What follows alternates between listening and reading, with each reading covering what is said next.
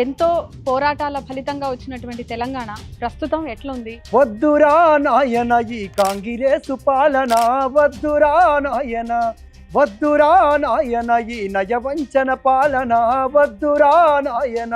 ఈ కాంగ్రెస్ ని మీరు వద్దన్నారనే మీ ఉద్యోగాన్ని కూడా వద్దని తీసేశారా? ఒకే ఉద్యోగిని 2 సార్లు సస్పెండ్ చేయడం అంటే తెలంగాణలో నన్నే. అసలు బీఆర్ఎస్ మీకు ఏం చేసిందండి?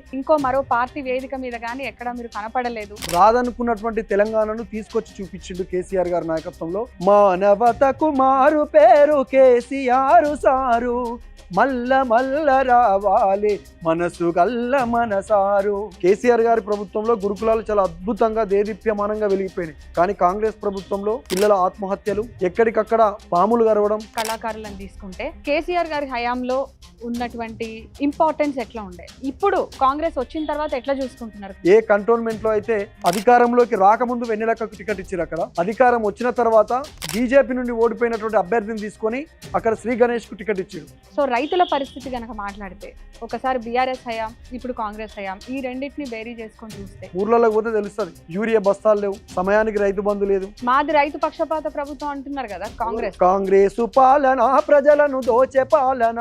ఒకవైపు బీజేపీ ఢిల్లీ నడిబొడ్డున రైతుల మీద కాల్పులు జరిపినటువంటి ప్రభుత్వం, దానికి వంతబాడేది కాంగ్రెస్ ప్రభుత్వం. రీసెంట్ టైమ్స్ లో చూసుకుంటే రేవంత్ రెడ్డి గారు చేసినటువంటి కొన్ని వ్యాఖ్యలు, రేవంత్ రెడ్డికి చంద్రబాబుకు మూటలు మూసిండు తప్ప, ఓటుకు నోటుకు దొంగలాగా మిగిలిపోయింది తప్ప